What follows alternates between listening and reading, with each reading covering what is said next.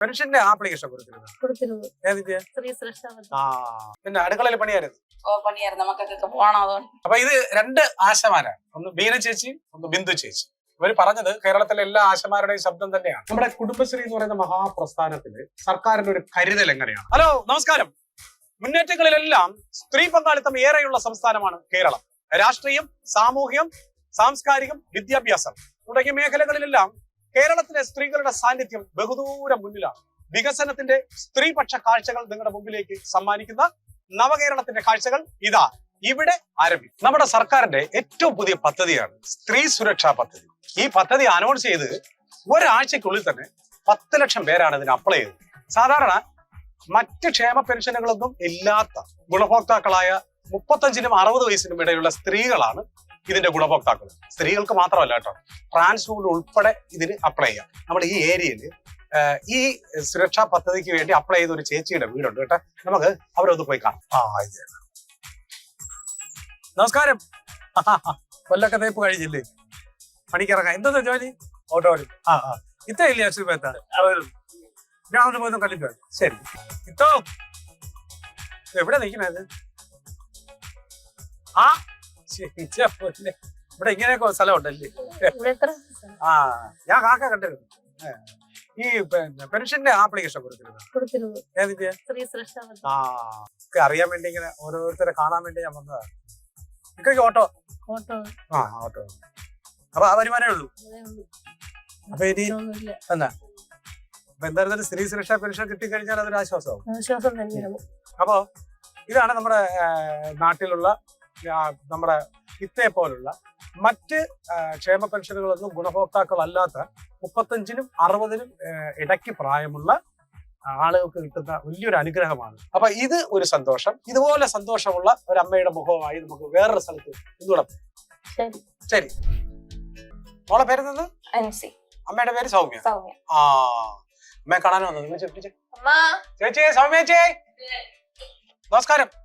സൗമ്യ ചേച്ചി ഈ pension application കൊടുത്തിരുന്നല്ലേ? പിന്നെ അടുക്കളയിൽ പണിയായിരുന്നു. നമുക്കൊക്കെ പോകണം. അതുകൊണ്ട് മക്കളെ ഏതൊക്കെ ക്ലാസ്സിൽ പഠിക്കണേ? ഡിഗ്രിക്ക് പഠിക്കണേ. രണ്ടുപേരും. ചേട്ടൻ എന്ത് ജോലി? കൂലിപ്പണിയാണ്. എല്ലാ ദിവസവും കൊണ്ടാ കൂലിപ്പണി? ഇല്ല. അപ്പൊ ഈ പെൻഷൻ കിട്ടുമ്പോ 1000 രൂപ കിട്ടുമ്പോ എന്തൊക്കെയാണ് പദ്ധതികള്? ഇങ്ങോട്ട് നിക്കി. എന്തൊക്കെ പ്ലാനിങ്? മക്കള് പഠിക്കണ്, മരുന്നുകളെല്ലാം വാങ്ങിക്കാൻ ആവശ്യമുണ്ട്. പിന്നെ എപ്പോഴും പണിയൊന്നും കാണൂല ചേട്ടന്. അത്യാവശ്യം ഇനിയിപ്പോ മഴയൊക്കെ വന്നു കഴിഞ്ഞാൽ പിന്നെ പണിയും കാണും. പിന്നെ ഈ 1000 രൂപ കിട്ടുന്നത് അപ്പൊ മക്കളെ രണ്ടുപേരും കോളേജിൽ പഠിക്കുകയാണ് അല്ലേ? രണ്ടുപേരും ഡിഗ്രിക്ക് പഠിക്കണം. അപ്പൊ അതിന്റെ ചെലവുകളുണ്ട്. അപ്പൊ 1000 രൂപ പെൻഷൻ കിട്ടുന്നത് വലിയ സന്തോഷം തന്നെ. അപ്പൊ ശരി ചേച്ചി. ആൻസി ഓട്ടോടെ. Okay bye. ഇതാണ് അനിയത്തി എന്ന് പറഞ്ഞത്, ഡിഗ്രിക്ക്. ഓക്കെ. ഇത് സൗമ്യേച്ചി. സൗമ്യേച്ചിക്ക് 2 പെൺകുട്ടികളാണ്. രണ്ടുപേരും പഠിക്കുന്ന കുട്ടികളുമാണ്. അപ്പോ സൗമ്യേച്ചിയെ സംബന്ധിച്ചിടത്തോളം ചേട്ടന് കൂലിപ്പണിക്കാരനാണ്. എല്ലാ ദിവസവും ചില പണി കാണണമെന്നുമില്ല. ഞാനിപ്പോ ചോദിച്ചു ചേച്ചിയോട്, ചേച്ചി എന്തെങ്കിലും ജോലിക്ക് പോകുന്നുണ്ടോ? അപ്പൊ ചേച്ചി ജോലിക്ക് പോകാൻ പറ്റിയ ഒരു ശാരീരിക അവസ്ഥയിലും അല്ല. അപ്പൊ അവർക്ക് മരുന്ന് വാങ്ങാനുള്ള പൈസയെങ്കിലും ഈ പദ്ധതി പ്രകാരം കിട്ടുന്ന 1000 രൂപ ഉപകാരപ്പെടും. ഇത് സൗമ്യേച്ചിയുടെ കാര്യം. അപ്പൊ അവർക്ക് എന്തുകൊണ്ടും അനുഗ്രഹമായിരിക്കും നമ്മുടെ സർക്കാരിന്റെ പുതിയ ഈ പദ്ധതി. നമസ്കാരം. മീനാക്ഷി, നിങ്ങൾ അന്വേഷിച്ച് ഞാൻ അവിടെ വന്നപ്പോഴാണ് വീട്ടിൽ എന്ന് പറഞ്ഞ ഇവിടെ ഇങ്ങോട്ട് വന്നു. ഞാൻ കുറച്ച് വീടുകളിൽ രാവിലെ ഇറങ്ങിയിട്ട് 10-15ഓളം വീടുകളിൽ വിസിറ്റ് ചെയ്തിട്ടാണ് ഇവിടെ ഒരു പേഷ്യന്റ് ഉണ്ട്. അപ്പൊ ആ പേഷ്യന്റിനെ കാണാനായിട്ട് വന്നതാണ് ഞാൻ. രാവിലെ എത്ര മണിക്ക് തുടങ്ങും? ഞാൻ 7 മണിയായപ്പോഴത്തേക്ക് ഇറങ്ങി. നമുക്ക് പ്രധാനം എന്ന് പറയുന്നത് കിടപ്പ് രോഗികള്, ഗർഭിണികള്, കുട്ടികൾക്കുള്ള വാക്സിനേഷൻ. അപ്പൊ ഇതൊക്കെ നമുക്ക് അത്യാവശ്യം പോയി നമ്മൾ കൈകാര്യം ചെയ്യേണ്ട കാര്യങ്ങളാണ്. അപ്പൊ ഇത്രയും കാര്യങ്ങൾ ചെയ്യുന്ന നമ്മുടെ ആശാ വർക്കർക്ക് ഈ അടുത്ത കാലത്ത് കിട്ടിയ ഏറ്റവും വലിയ സന്തോഷം എന്ന് പറഞ്ഞാൽ ഇപ്പോൾ വീണ്ടും ഞങ്ങൾ സർക്കാർ 1000 രൂപ കൂട്ടി തന്നു. ഞങ്ങൾക്ക് അത് വളരെയധികം സന്തോഷമായി. ഞങ്ങൾക്ക് ആദ്യം 100 രൂപയിൽ തുടങ്ങിയ ഓണററിയാണ് നമ്മുടെ ഈ സർക്കാർ വന്നതിന് ശേഷം വളരെയധികം വർധനവോടുകൂടി 8000 രൂപ വർദ്ധിപ്പിച്ചുകൊണ്ടുള്ള ഓണററിയാണ് നമുക്ക് വാങ്ങിയത്. അതോടൊപ്പം ഞങ്ങൾക്ക് ഇൻസെന്റീവ് പ്ലസ് ഇൻസെന്റീവ് കൂടെ കിട്ടുന്നുണ്ട്. 1000 രൂപയ്ക്ക് പുറത്ത് വാങ്ങുന്ന ആശാമാരുണ്ട്. ചേച്ചി എത്ര രൂപ വാങ്ങുന്നുണ്ട്? എനിക്ക് ഈ മാസം 15000 രൂപ കിട്ടിയിട്ടുണ്ട്. മറ്റു ആശാ വർക്കർമാർക്ക് ഇൻസെന്റീവും കൂടെ. അപ്പൊ എല്ലാ മാസവും മറ്റുള്ള ആശമാർക്കും അതേപോലത്തെ ഓണററിയും ഇൻസെന്റീവും വരുന്നുണ്ട്. കാരണം ഇൻസെന്റീവ് നമ്മൾ ഈ വർക്ക് ചെയ്യുന്നതനുസരിച്ചുള്ള ഇൻസെന്റീവ് ആണ് ഓരോ ആശമാർക്ക് കിട്ടുന്നത്. ഞാൻ മാത്രമല്ല, എന്റെ വാർഡിൽ ഒരു ആശ പ്രവർത്തക കൂടെ ഉണ്ട്. ഞങ്ങൾ ഒരു വാർഡിൽ 2 ആശമാരാണ് വർക്ക് ചെയ്യുന്നത്. നമസ്കാരം. ബിന്ദു ചേച്ചിയാണ് ബീനേച്ചിയുടെ കൂടെ വർക്ക് ചെയ്യുന്നത്. ശരി. ഇപ്പൊ എന്താണ് സന്തോഷം? നമുക്ക് ഓണറേറിയം കൂട്ടിയിട്ടുണ്ട്. അതൊരു വലിയ സന്തോഷമാണ്. നമുക്ക് ഫീൽഡിൽ ധാരാളം ജോലിയുണ്ട്. അപ്പൊ അതിന്റെ കൂടെ ഓണറേറിയം കൂട്ടിയപ്പം നല്ലൊരു ആശ്വാസമാണ്. പ്ലസ് ഇൻസെന്റീവ് ഉണ്ട്, 3000 രൂപ ഇൻസെന്റീവ് ഉണ്ട്. അപ്പൊ എല്ലാം കൂടെ ബിന്ദു ചേച്ചി എത്ര രൂപ വാങ്ങും? എല്ലാം കൂടെ 13,500 14,000 അപ്പൊ എല്ലാ ആശമാരും അത്യാവശ്യം അത്രയും പൈസ കിട്ടുന്നുണ്ട്. കൂടുതൽ കിട്ടുന്നവരും ഉണ്ട്. അപ്പൊ ഹാപ്പി തന്നെയാണ്. ഹാപ്പിയാണ്. അപ്പൊ ഇത് 2 ആശമാരാണ്, ഒന്ന് ബീന ചേച്ചി, ഒന്ന് ബിന്ദു ചേച്ചി. ഇവര് പറഞ്ഞത് കേരളത്തിലെ എല്ലാ ആശമാരുടെയും ശബ്ദം തന്നെയാണ്. നമ്മുടെ പെയിൻ ആൻഡ് പാലിയേറ്റീവിലെ രോഗികളെയും ഗർഭിണികളെയും ഒക്കെ അവരുടെ സമയം മാറ്റി നിർത്തി നോക്കുന്നവരാണ്. അവരുടെ ഏറ്റവും വലിയൊരു സന്തോഷം എന്ന് പറഞ്ഞാല് ഇപ്പൊ സർക്കാർ അവരുടെ ഓണറേറിയം കൂട്ടിയതിലുള്ള വലിയ സന്തോഷമാണ് അവരുടെ മുഖത്ത്. അപ്പൊ ഇനിയിപ്പം എന്താണ്, എവിടെയാണ് ഡ്യൂട്ടി? അടുത്ത വീട്ടിലോട്ട് പോകണം. അടുത്തത് ഇത് വഴി പോകും. ശരി, ഓക്കെ. അപ്പൊ ബീനേച്ചിക്ക് എനിക്ക് എന്റെ അമ്മയുണ്ട്. ആ അമ്മയെ കാണാനായിട്ട് പോകണം. നമ്മളെ കൂടെ ഒന്നും കുഴപ്പമില്ല. ശരി, പോവാം. നമസ്കാരം അമ്മ. വേദന എനിക്കുണ്ട്. പിന്നെ കഴിഞ്ഞ ആഴ്ച ആശുപത്രിയിൽ പോയി കുറെ മരുന്നുകളൊക്കെ തന്നു. ഇപ്പൊ ഈ ആശാവർക്കർമാരെ പറയുന്നത് പോലെ തന്നെ ഇത് അങ്ങേറ്റം കേൾക്കണമെന്നുള്ളതാണ്. ശരി. പിന്നെ ഇവിടെ ഇവിടെയുള്ള ആളുകൾക്ക് 100 നാവാണ് ബീന ചേച്ചിയെ കുറിച്ച്. അങ്ങനെ ബീന ചേച്ചിമാരെ പോലുള്ള ആശാവർക്കർമാരുടെ ആശയ്ക്കനുസരിച്ച് അവരുടെ വേതനം വർദ്ധിപ്പിച്ചുകൊണ്ട് തന്നെയാണ് നമ്മുടെ കേരള സർക്കാർ മുമ്പിലേക്ക് പൊയ്ക്കൊണ്ടേയിരിക്കുന്നത്. നമസ്കാരം.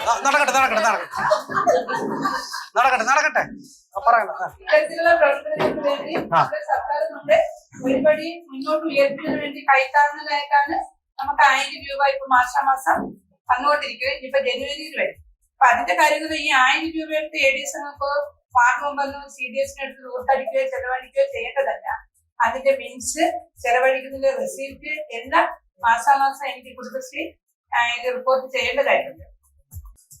ദീപ്തി ചേച്ചി, ഒരു വനിതയെ സംബന്ധിച്ചിടത്തോളം ഈ കുടുംബശ്രീ ഈ സാമ്പത്തിക ശാക്തീകരണത്തിൽ എത്രത്തോളം പങ്ക് വഹിച്ചിട്ടുണ്ട്? ധാരാളം പങ്കുവച്ചു. കാരണം ഈ കുടുംബശ്രീ തുടങ്ങുന്നതിന് മുമ്പ് സ്ത്രീകൾക്ക് ഒരു 10 രൂപ കയ്യിലെടുക്കാനുള്ള ഒരവസ്ഥ ഇല്ലായിരുന്ന കാലവും നമ്മുടെ ചുറ്റും നടക്കുന്നത് എന്തെന്ന് അറിയാൻ പാടില്ലാത്തൊരവസ്ഥയുമായി. കാരണം അന്ന് എന്ത് പരിപാടികൾക്ക് പോകുന്നത് പുരുഷന്മാരായി, സ്ത്രീകൾ വീട്ടിന്റെ അടുക്കളയിൽ ഒഴുകിക്കൂടുന്നവരായി. വളരെ വിദ്യാഭ്യാസം ഉള്ളവരെന്തെങ്കിലും തൊഴിൽ കിട്ടിയവർ മാത്രമാണ് പുറത്ത്. നല്ല തോന്ന് പലരും പറഞ്ഞിട്ടുണ്ട്, 10ാം ക്ലാസ്സിൽ തോറ്റ നമ്മള് മേസിന് ഏറ്റവും കൂടുതൽ കുറച്ച് മാർക്കിട്ടേ ഞങ്ങൾക്ക് ഇന്ന് ഇത്രയും കണക്കെഴുതാൻ കഴിഞ്ഞത് കുടുംബശ്രീ വഴിയാണ്. കാരണം സാമ്പത്തികശ്രീ ഇന്ന് 20 ലക്ഷം രൂപ ബാങ്ക് ലോൺ കൊടുക്കുന്നുണ്ട്. ആ 20 ലക്ഷം രൂപയുടെ കണക്കുകൾ അയൽക്കൂട്ടത്തിന് തന്നെ ഇപ്പൊ ഓരോരുത്തരുടെ സമ്പാദ്യം 50,000 കഴിഞ്ഞ വ്യക്തിഗത 50,000 വരെ എത്തിയ അംഗങ്ങളുണ്ട്. അപ്പൊ ആ 20 പേരുടെ സമ്പാദ്യം അവിടെ എത്രയായിട്ടുണ്ടാവും? അത് ലോൺ കൊടുക്കുക, ഇൻട്രസ്റ്റ് വാങ്ങുക, ഇതെല്ലാം കണക്ക് ചെയ്യുന്നത് നല്ലവണ്ണം മേസറിയാവുന്ന ഒരാളാണ്. പഠിത്തത്തിൽ മേസിന് താഴോട്ട് നിന്നവരും ആ നിലയിൽ എത്തിച്ചേരാൻ കഴിയുന്ന കുടുംബശ്രീ വഴിയാണ്. ഈ കുടുംബശ്രീയുടെ ഗ്രാന്റ് ഇപ്പൊ വർദ്ധിപ്പിച്ചല്ലോ. അപ്പൊ ഗ്രാന്റ് കുറഞ്ഞ സമയത്തുള്ളതും ഇപ്പൊ കൂട്ടിയ സമയത്തുള്ള ഒരു മാറ്റം എങ്ങനെയാണ് ചേച്ചി? ആദ്യം 5000 രൂപ വെച്ചാണ് ജില്ലാ മിഷനിൽ നിന്ന് കൊടുത്തുകൊണ്ടിരുന്നത്. ആ 5000 രൂപയ്ക്ക് കുറച്ച് 1-2 സംരംഭകർക്ക് വളർത്താനേ അത് കൊടുക്കാൻ പറ്റുള്ളൂ. പക്ഷെ ഇപ്പൊ 15,000 രൂപയായി. അപ്പൊ കുറച്ച് കൂടുതൽ അംഗങ്ങളെ ഈ ഗ്രാന്റ് പോലെ കൊടുത്ത് അവർക്കിത് ചെയ്ത് പൈസ തിരിച്ചടയ്ക്കാൻ കുടുംബശ്രീ വളർത്തിക്കൊണ്ടുവരാനും ഈ ഇത്രയും പൈസ കൂട്ടിയതിലൂടെ കഴിയുന്നുണ്ട്. അപ്പൊ കുഞ്ഞുങ്ങളെ, നമുക്ക് ഇപ്പൊ സർക്കാരിൽ നിന്നും കുടുംബശ്രീക്ക് കിട്ടിയ പുതിയ ഗ്രാന്റുകൾ ഏതൊക്കെയാണ്? PRF, RF, മാച്ചിങ് ഗ്രാന്റ്, പിന്നെ ME ഗ്രാന്റ് ഉണ്ട്, JLG ഗ്രാന്റ് ഉണ്ട്. അങ്ങനെ ഒത്തിരി ഗ്രാന്റുകൾ. ഇതിന്റെയൊക്കെ ഇത് നേരത്തെ നിന്നും കുറച്ചുകൂടെ വിപുലമായിട്ടുള്ള രീതിയിൽ കിട്ടിയിട്ടുണ്ട്. അപ്പൊ നിങ്ങളുടെ പ്രവർത്തനം മൂലം തന്നെ കൂടി പ്രവർത്തനങ്ങളുള്ള അയൽക്കൂട്ടങ്ങൾക്ക് ഇത് കൊടുക്കുള്ളൂ. പ്രവർത്തനം അപ്പൊ ഒന്നിനൊന്നിന് മെച്ചപ്പെടുത്തുന്നതിന് വേണ്ടിയാണ് ഈ ഗ്രാന്റുകൾ കൊടുക്കുന്നത്. അതിപ്പം മുൻപത്തെക്കാൾ കൂടുതലായിട്ടുണ്ട്. പിന്നെ കുടുംബശ്രീയുടെ നേരിട്ട് തന്നെ ലിങ്കേജ് വായ്പകൾ കൊടുത്തു വരുന്നുണ്ട്. അത് ആദ്യം 5 ലക്ഷം കൊടുത്തത് ഇപ്പൊ 10 15 20 ലക്ഷം വരുന്നുണ്ട്. നമ്മുടെ വാർഡുകളിലും പല അയൽക്കൂട്ടാംഗങ്ങളും ലിങ്കേജ് വായ്പ എടുക്കുന്നുണ്ട്, അടയ്ക്കുന്നുണ്ട്. നമ്മുടെ കുടുംബശ്രീ എന്ന് പറയുന്ന മഹാപ്രസ്ഥാനത്തിന് സർക്കാരിന്റെ ഒരു കരുതൽ എങ്ങനെയാണ്? വളരെ നല്ല രീതിയിലാണ് സർക്കാർ ഈ പ്രസ്ഥാനത്തെ നോക്കിക്കാണുന്നത്.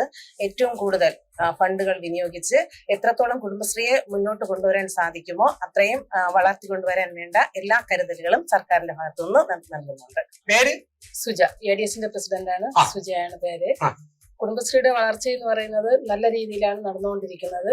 നമ്മുടെ 25 വർഷം കൊണ്ട് താഴ്ത്തട്ടിൽ നിന്നവരെ നമ്മുടെ മുകൾ തട്ടിലോട്ട് കൊണ്ടുവരാൻ കുടുംബശ്രീയെ കൊണ്ട് പറ്റിയിട്ടുണ്ട്. എന്റെ ഇടതും വലതും ഇരിക്കുന്ന അമ്മമാരും സഹോദരിമാരും വളരെ ചിരിച്ച മുഖത്തോടു കൂടിയാണ് ഇരിക്കുന്നത്. ഇവിടെ സന്തോഷത്തിന് പിന്നിൽ ഒരു മഹാപ്രസ്ഥാനമുണ്ട്. ആ പ്രസ്ഥാനത്തിന്റെ പേരാണ് കുടുംബശ്രീ. ഈ കുടുംബശ്രീയെ അങ്ങേയറ്റം കരുതലോടെ സംരക്ഷിക്കാൻ നമ്മുടെ സർക്കാർ അങ്ങേയറ്റം ശ്രമിക്കുന്നുണ്ട്. ഗ്രാൻഡായും ഫണ്ടായും പല പദ്ധതികളായി. അതുകൊണ്ട് നമ്മള് മലയാളിക്ക് എപ്പോഴും അഭിമാനിക്കാവുന്ന ഒരു മഹാപ്രസ്ഥാനത്തിന്റെ പേരാണ് കുടുംബശ്രീ. ആ പ്രസ്ഥാനത്തെ അങ്ങേയറ്റം കരുതലോടുകൂടി മുമ്പിലേക്ക് കൊണ്ടുപോവുകയാണ് നമ്മുടെ സർക്കാർ. ഇന്ത്യയിലെ മറ്റു സംസ്ഥാനങ്ങളെക്കാൾ ഏറ്റവും കൂടുതൽ ഈ അംഗനവാടികൾക്ക് പ്രാധാന്യം കൊടുക്കുന്ന ഒരു സംസ്ഥാനമാണ് കേരളം. അതുകൊണ്ട് തന്നെ കേരളത്തിൽ ഏതാണ്ട് 33,000-ലധികം അംഗനവാടികൾ പ്രവർത്തിക്കുന്നുണ്ട്. നമ്മുടെ കുട്ടികളിലുള്ള ഈ പോഷകാഹാര കുറവില്ലേ, അതിനെ നിയന്ത്രിക്കുക, അതുപോലെ തന്നെ അമ്മമാരുടെ ആരോഗ്യം പരിപാലിക്കുക, പ്രീ സ്കൂളിംഗ് അതിനെ ശക്തിപ്പെടുത്തുക തുടങ്ങിയ തരത്തിലുള്ള ലക്ഷ്യങ്ങളാണ് ഈ അംഗനവാടി എന്നുകൊണ്ട് ഉദ്ദേശിക്കുന്നത്. അപ്പൊ ഇന്ന് അങ്ങനെ പ്രവർത്തിക്കുന്ന ഒരു അംഗനവാടിയെ നമുക്ക് നേരിട്ട് കാണാം. അവിടുത്തെ വർക്കേഴ്സിനെ കാണാം, ഹെൽപ്പറിനെ കാണാം, പിന്നെ നമ്മുടെ കുരുന്നു കുട്ടികളെ കാണാം, അവർക്ക് മിഠായി കൊടുക്കാം, പിന്നെ അവിടുത്തെ ബാക്കിയുള്ള കാര്യങ്ങൾ എങ്ങനെയൊക്കെയാണ് നമുക്ക് നേരിട്ട് തന്നെ ബോധ്യപ്പെടാം. Okay, hello, hi hi hi, thank you പറയൂ, താങ്ക് യു പറയൂ, thank you, welcome, okay welcome, thank you പറയും മക്കളെ, ഓക്കെ വെൽക്കം. അപ്പൊ നമ്മുടെ അംഗനവാടിയിലാണ്, നമ്മുടെ കുട്ടികൾ എല്ലാവരും ഉണ്ട്. ഹായ് പറയൂ അങ്കിളിന്, ഹായ് ഹായ്, ഹായ് പറയൂ. ഇവിടെ നമ്മുടെ ടീച്ചറുണ്ട്, ഓക്കെ, നമ്മുടെ ചേച്ചിയുണ്ട്, പിന്നെ ചേച്ചിയുണ്ട്. അപ്പൊ ഇരിക്കണം ടീച്ചറെ, 2 വർത്തമാനം പറഞ്ഞിട്ട് പോവാ. ഈ നമ്മുടെ ടീച്ചറാണ്. ഈ ടീച്ചറെ അംഗൻവാടി ടീച്ചർമാരല്ല, അംഗൻവാടി വർക്കർ എന്നാണ് അറിയപ്പെടുന്നത്. അപ്പൊ ടീച്ചറെ അല്ല, ടീച്ചറെ അങ്ങ് വിളിച്ചു പോകണേ കേട്ടോ. പിന്നെ തീർച്ചയായിട്ടും ടീച്ചർമാർ ആരാണെന്ന്, എനിക്ക് ഏറ്റവും ഇഷ്ടപ്പെട്ട ടീച്ചർ ആരാണെന്ന് ചോദിച്ചു കഴിഞ്ഞാൽ, ഒരു കുട്ടിയെ മോൾഡ് ചെയ്തെടുക്കുന്നതിൽ ഏറ്റവും പ്രധാനപ്പെട്ട ഒരാളെന്ന് പറയുന്നത് അംഗനവാടി LP UP വരെയാണ്. ബാക്കിയൊക്കെ നമ്മളൊന്ന് ഗൈഡ് ചെയ്താണ്. അപ്പൊ അത്രയും കുട്ടികൾക്ക് ഏറ്റവും ഇഷ്ടപ്പെട്ട പ്രാധാന്യമുള്ള ആളാണ് അല്ലെ. അപ്പൊ ഈ അംഗനവാടി പണ്ടും ഇപ്പോഴും ഉള്ളൊരു താരതമ്യം ഒന്ന് നടത്തി വെക്കേ. മുമ്പത്തെ സൗകര്യം എന്ന് പറഞ്ഞാൽ ചെറിയ കുടിലുകളിലും ചെറിയ വരാന്തകളിലുമായിട്ടാണ് അംഗൻവാടി പ്രവർത്തിച്ചത്. ഇപ്പോഴാണെങ്കിൽ ഏറ്റവും മിച്ചപ്പെട്ട എല്ലാ ഭൗതിക സൗകര്യങ്ങളാണെങ്കിൽ ഒരു വീട് ഫുള്ളായിട്ട് എടുത്തിട്ടാണ് അംഗൻവാടിയിൽ പ്രവർത്തിപ്പിക്കാൻ നമുക്ക് നിർദ്ദേശം തന്നിട്ടുള്ളത്. കേരള ഗവൺമെന്റ് ഒരു നിർദ്ദേശം തന്നെയാണത്. പിന്നെ കുട്ടികളുടെ ഭക്ഷണം, മുന്നേ ഉള്ള ഭക്ഷണം എന്ന് പറഞ്ഞാൽ നമുക്ക് അരിയും പയറും കൂടെ ഇട്ടുള്ള കഞ്ഞിയായിരുന്നു ഞാൻ കയറിയ സമയത്തുള്ള. പക്ഷെ ഇപ്പോഴത്തെ ഫുഡെന്ന് പറഞ്ഞാൽ ഏറ്റവും മെച്ചപ്പെട്ട ഫുഡാണ് കൊടുക്കുന്നത്. ബിരിയാണി ഉൾപ്പെടെയാണ് നമ്മുടെ ഗവൺമെന്റ് ഇപ്പോഴത്തെ ഫുഡ് നമുക്ക് മെനു തന്നിരിക്കുന്നത്. ഓരോ ദിവസവും ഇപ്പൊ കഞ്ഞി എന്ന് പറയുന്നത് ഒരു ദിവസം മാത്രമേ ഉള്ളൂ, ബാക്കി എല്ലാ ദിവസവും നമുക്ക് മെനു വിവിധ തരത്തിലാണ്, കുട്ടികൾക്ക് ഇഷ്ടപ്പെടുന്ന തരത്തിലുള്ള ഫുഡാണ്. നമ്മുടെ അംഗൻവാടി വർക്കർ എന്ന് പറയുന്ന ടീച്ചർമാർക്ക് ഈ അടുത്ത കാലഘട്ടത്തിലെ സന്തോഷം എന്ന് പറഞ്ഞാൽ എന്തായിരിക്കും? ഇപ്പൊ നമ്മുടെ ഗവൺമെന്റ് കയറിയ സമയം തന്നെ നമുക്ക് 5,000 രൂപ ഒരുമിച്ച് കൂട്ടിയിരുന്നു. അതിനോടൊപ്പം തന്നെ നമുക്ക് ഇപ്പം 1000 രൂപ കൂടി നമുക്ക് വർദ്ധിപ്പിച്ചിട്ടുണ്ട്. മറ്റ് സംസ്ഥാനങ്ങളെ അപേക്ഷിച്ച് നമ്മുടെ കേരളത്തിലാണ് നമുക്ക് ഇത്രയും സാലറി ഓണററി ഉള്ളത്. അത് മാത്രമല്ല, നമുക്ക് പെൻഷൻ പദ്ധതി നടപ്പിലാക്കിയത് നമ്മുടെ കേരള ഗവൺമെന്റ് ആണ്. വേറെ സംസ്ഥാനങ്ങളൊന്നും അങ്ങനെ ഇല്ല. വർക്കേഴ്സിന് 14,000 രൂപയും ഹെൽപ്പേഴ്സിന് ഇപ്പൊ നമ്മളോടൊപ്പം തന്നെ 1000 രൂപ അവർക്കും കൂട്ടിയിട്ടുണ്ട്. അവർക്കും 10,000 രൂപയായിട്ടുണ്ട്. അപ്പൊ ഇതാണ് നമ്മുടെ കേരളത്തിലെ അംഗനവാടി ടീച്ചേഴ്സിന്റെ അല്ലെങ്കിൽ വർക്കേഴ്സിന്റെ ഹെൽപ്പേഴ്സിന്റെ ഇപ്പോഴത്തെ സ്ഥിതി. നേരത്തെ നമ്മുടെ ടീച്ചർ പറഞ്ഞതുപോലെ കുഞ്ഞുങ്ങളെ ഹൃദയത്തോട് നമ്മൾ ചേർത്ത് വെക്കുന്നു. അതുപോലെ തന്നെ നമ്മൾ അംഗനവാടി വർക്കേഴ്സിനെയും ഹെൽപ്പേഴ്സിനെയും നമ്മുടെ സർക്കാർ ഹൃദയത്തോട് ചേർത്ത് വെക്കുന്നു.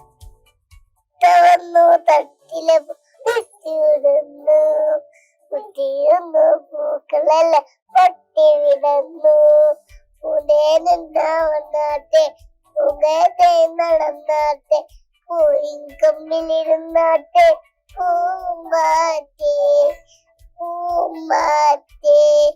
ഈ വർഷത്തെ ഏറ്റവും നല്ല അംഗനവാടിക്കുള്ള ഏറ്റവും നല്ല അംഗനവാടി ടീച്ചറിനുള്ള അവാർഡ് നേടിയ ഒരു അംഗനവാടിയുടെ മുമ്പിലാണ് ഞാൻ നിൽക്കുന്നത്. ഇനി നമുക്ക് ഇവിടുത്തെ കുരുന്നുകളെ കാണാം, ടീച്ചറിനെ കാണാം, ഹെൽപ്പറിനെ കാണാം, അവരുടെ വിശേഷങ്ങൾ അറിയാം. മികച്ച അംഗൻവാടിക്കുള്ള അവാർഡ് മികച്ച വർക്കറിനുള്ള അവാർഡ് രണ്ടും കൂടെ ഒരുമിച്ച് നേടിയ ഒരു സ്ഥാപനമാണിത്. പേര് സന്ധ്യ രവീന്ദ്രൻ. സന്ധ്യ ടീച്ചറാണ്. ഇത് ഇവിടുത്തെ സ്മാർട്ട് അംഗൻവാടിയാണ്. അതെ, കാട്ടാക്കട പഞ്ചായത്തിലെ ഒരേ ഒരു സ്മാർട്ട് അംഗൻവാടി. ഇനിയിപ്പോ സ്മാർട്ട് ആയിട്ട് അംഗൻവാടികൾ കുറെ ഉണ്ട്.